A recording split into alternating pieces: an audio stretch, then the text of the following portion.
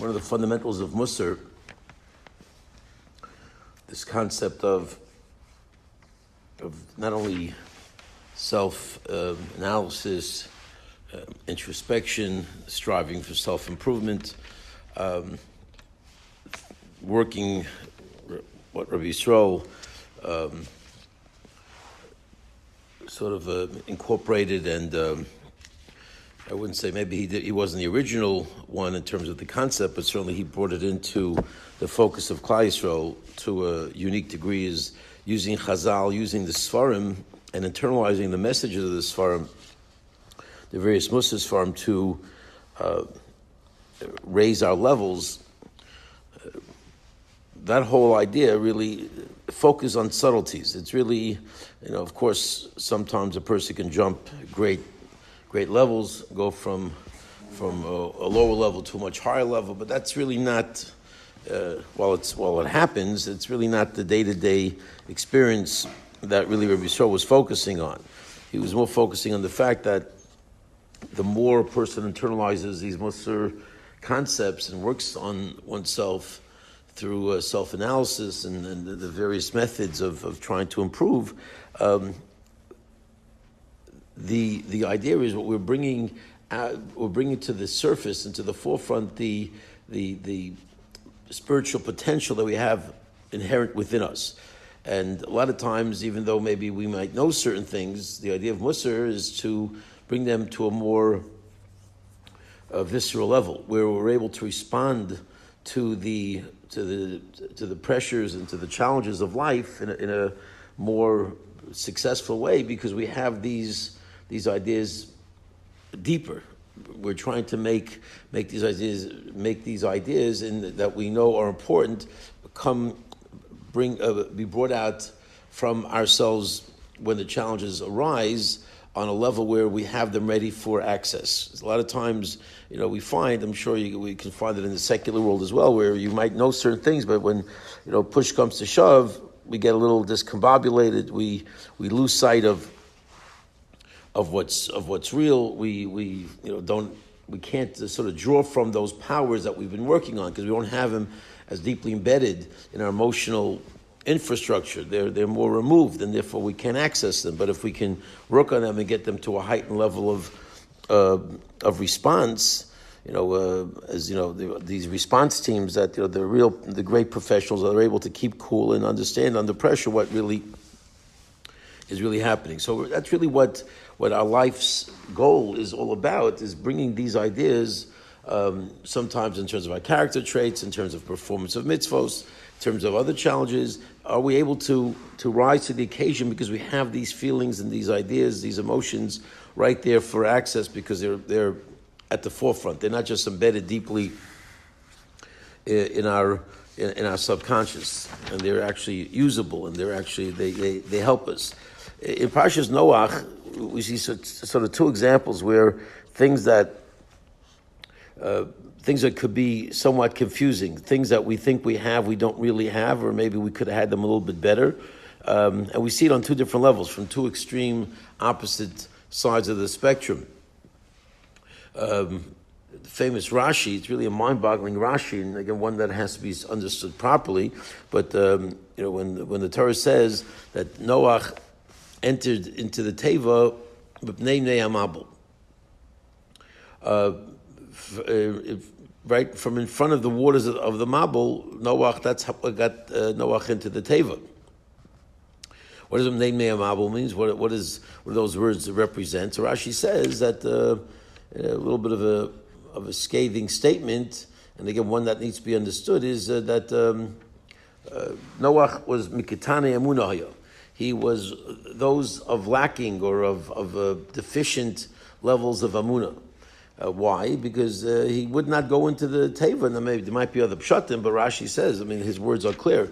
He was miketane emunah, means that there was something lacking in his level of commitment and belief in the Mabul, in the fact that this was coming, and the fact that this was going to happen, to the point, maimin ve'ena maimin, Rashi says,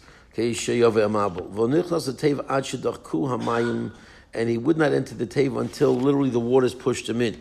So again, there might be other angles and how to interpret these words, other than Rashi. But Rashi is very clear. Maimin, Veina Maimin, Shava Mabul. What does that mean? Maimin, Veina Maimin, Shava Mabul. How could that be? I mean, what, he believed and he didn't believe? I mean, a man's building a table for 120 years. He's reminding the world to do tshuva because their actions are deficient, and he certainly, and he merited to be saved. It wasn't. Could you say that Noach, was there any lack of emunah? I'm sure if he took a lie detector test and you asked Noach, is there going to be a mabul? And Noach answered yes. If there's no tshuva, there's going to be a mabul. He probably, I definitely assume he would have passed the lie detector test, as unreliable as it might be. But it probably would have registered that Noach believes what he just said.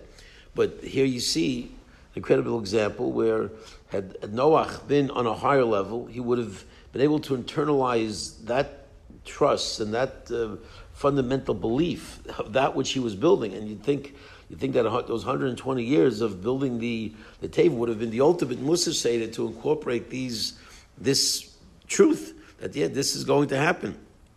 What does that mean? So how is it possible even?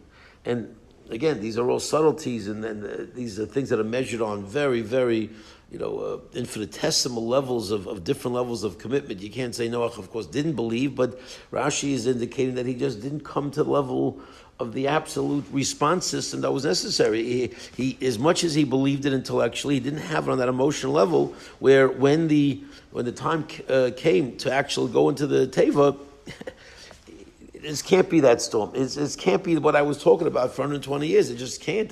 Somehow there's something lacking that within me to that level of boom. I'm ready to go. I'm ready to respond. Maybe just a contrast of Avram's readiness, to do the Akedah where there was no pause. There was no any type of this can't be. Am I mistaken?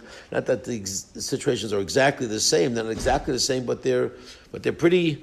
There are similarities, but the point is that the greater we are, the higher level we can achieve. Is the litmus test is when these things come up. What's the response mechanism? Are we right there to respond exactly the way it's necessary, where we have that amun on a level that is required, or is there going to be some level of criticism? Mikatane amunaya. Didn't have it exactly because just something was holding him back. Something was there that indicated a lack of total trust. It's amazing because you think, again, after all the work that he put in, that this would not be the case. But you see how much we have to constantly work on these emotions and these feelings to have them at the forefront. You also have them on the flip side. You have them in the pasuk of Be'etzem Hayom Hazeh, where Rashi points out the fact that the Torah uses the language Be'etzem Hayom Hazeh, the middle of the day. Why the middle of the day? Because the people said that this is not going to happen. Noach, you think if it rains on that day, do you think that we're going to let you into the teva? You think you're going to be saved and we're going down? It's not going to happen. If the rain starts coming in the day that you predict it's going to come, and we see that it's not your typical rainstorm, you're not going in. So we're not letting you be saved. So stop and think what they're saying. What do you mean? You mean you're actually thinking that Noach might be true, might be right? You're thinking that the prediction, you were mocking Noach for all these years, you were making fun of him, what does he know? It's ridiculous, we're all good, nothing's going to happen to us, all this smugness, and now you're saying that if it rains, we're not going to let you go to the table. What are you worried about? You don't believe in this stuff anyway. You don't believe in the marble coming. Must be, that there was part of them that did believe. Okay, if they didn't believe, there's nothing to prevent Noach. There's no reason to prevent them. Nothing's going to happen. Teretz says they recognize the possibility that something might happen. They recognize there was some part of them that actually did believe, but they kept suppressing it. And so, and if you'd have asked these people, do you actually believe in the flood coming? They would have answered no. Again, here you have the flip side where the emotion that you need to have is really there. You think you've suppressed, you think you've eradicated it, you think you don't have it at all, but it's not true. You have that, and sometimes that's why we see people who are able to pull in those reserve emotions that are deep down inside in critical situations. All of a sudden, that which you really have could come to the forefront. That's possible. In this case, these people, completely tried to suppress it. But as incredibly, as much as they mocked Noach, those feelings that there might be a Mabul and we might be going down, this world might actually be destroyed, that was reality. Well, if it was a reality, why didn't you? Yeah, you knew that. You felt you had that somewhere in your conscience, because otherwise, what are you saying that you're not going to let Noach go into the table? So maybe do tshuva, maybe start changing your ways. Like, doesn't make sense. So if you actually recognize the possibility, why wouldn't you do something about it? Because again, I don't have it deep enough. It's there, but it's not. I can't access that belief to the point where I can actually change. So it shows us how complicated we are, and how sometimes we're really literally a mixed bag of emotions, and our job is to sort of get the clarity to know which emotions we have to work on and which we have to feel, and use the constant focus and musar and introspection to bring these emotions up to the forefront, so that Be'ez Hashem, when we are faced with a challenge, which constantly comes, the Yetzer Hara doesn't take a vacation from challenging us.